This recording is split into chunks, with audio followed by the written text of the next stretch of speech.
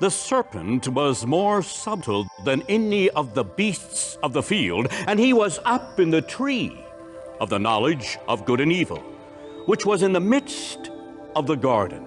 And he looked, and he saw Eve coming toward him.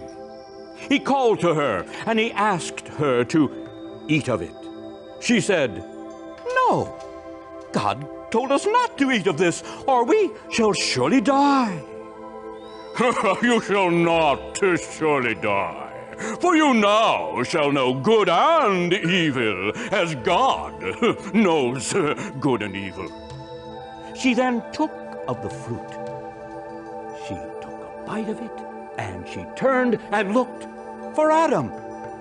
There he was. She went to him and offered the fruit to him. He then also took a bite of it. They then realized that they were naked, and they put leaves upon themselves, and they went and hid behind the trees, for God was passing by. God called Adam.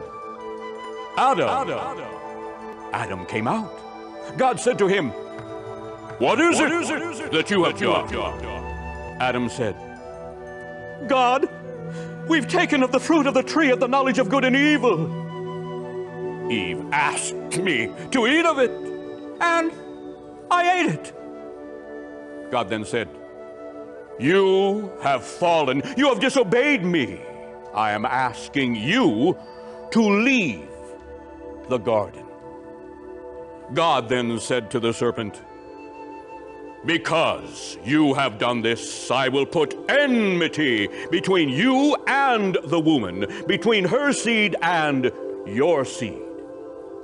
And to the woman he said, Now you will have pain in labor. And to the man he said, You must toil the ground. Then they left Eden, and a great angel stood there with a flaming sword, and he would not allow them to return, for they had fallen.